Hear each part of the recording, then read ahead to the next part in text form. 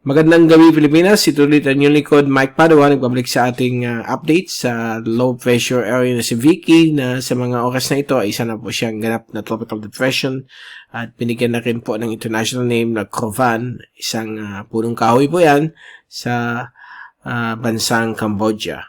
So ito pong final update para sa gabi na ito ng linggo, ika-20 ng buwan ng Disyembre. At itong Tagalog version ay pinaglilingkod sa inyo ng Typhoon 2000. Umpisa natin ang update, itong ating final storm watch track na inisyo natin kaninang alas 5. Nakita po natin, kalalabas lang po siya ng Philippine Area of Responsibility at pumapalo po ang kanyang hangin na 55 hanggang 75 kph. At ito po ay dumaan po kagabi sa may bahagi po ng Central Palawan. Dumaan malapit sa Puerto Princesa, pero halos wala na rin masyadong ulan dahil nauuna po yung ulan itong si tropical depression na si Vicky. At for the next 4 days, ito po ay tatahak ng southwest sa may karagatan po ng dagat China habang dumadaan po sa mga maliliit na isla po ng Easterlies. At pwedeng umabot po siya ng 75 kph pagdating po ng bukas ng hapon. At eventually, bago magpasko, ito po ay malulusaw sa may coastal areas o offshore areas ng southern Vietnam. Okay? So, nakaka-affecto pa rin ito sa may bahagi po ng Kalayaan Island Group, particularly sa may Pag-asa Island. So, yan po ang ating track. Continue natin yung fast animation. So, yan po, medyo disorganized pa rin yung kanyang sirkulasyon. Although it's trying to organize dito sa may south, sa may Spratly. Kikita po natin na yung lahat ng kaulapan ay napupush pa northwest. So, sa may southern portion niya, wala masyadong ulap. Kaya medyo disorganized pa itong si Tropical Depression Krovanh o si Vicky. Okay? So, nakakabit po yung hanging Amihan sa kanya. Apektado pa rin ang Hilagang Luzon.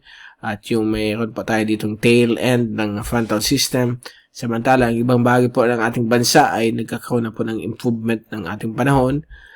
Although, paghapon o gabi, may mga inaasahan pa rin mga local showers o thunderstorms. Dahil po sa nanatiling epekto po ng La Nina. Ito po yung ating zoom in satellite animation. So, kinagito po natin dito yung night vision satellite. Yan po. So, nandito po yung kanyang center. Medyo disorganized ng bahagya. Although, nagde-develop po siya. Hindi na po ito makaka-apekto sa limang bahagi po ng ating bansa except po yung areas po ng Kalayaan Island Group. At ang Pilipinas naman po ay kita po natin may mga clusters o maliliit na mga thunderstorms pa rin na magbibigay ng mga paulan dahil po sa panahon na yun ng La Nina. Dito po yung ating forecast mula sa ECMWF, courtesy.windy.com. Bukas po ng umaga ay magbubuti po ang mga ibang areas ng Pilipinas ay magkakaroon po magbuti ng panahon except po ang area po ng Sulu Archipelago. At dito po sa may Cagayan Valley ay meron pa rin epekto po ang hanging Amihan at yung tail end of a frontal system. At bukas po ng hapon, nasaan pa rin mga pag-ulan, mga local showers sa may Eastern Visayas, ibang portion po ng Mindanao at Palawan, gayon din po yung mga ibang portions po ng Luzon. At pagdating po ng Tuesday, ay ayan po, nawawala na po yung mga ulan sa may bahagi po ng extreme Northern Luzon. Dito naman po sa may padalampasigan po ng Cagayan, may mga inaasahan pa rin mga rain showers and thunderstorms dulot po ng Amihan yan at yung dulot po ng Amihan at yung puntot po ng frontal system. At so far, yan po ang ating panahon. Inaasahan pa rin mga local na rain sa hapon o gabi dulot po ng Easterlies at dahil po sa nagpe-prevail po na La Nina. Bago tayong paalam, ito po yung CraftSat kanina. So, kitang-kita po natin dito ang Northeast Monsoon. Talagang malakas po. Pinupush na yun si TD Vicky para tumahak po pa southwest.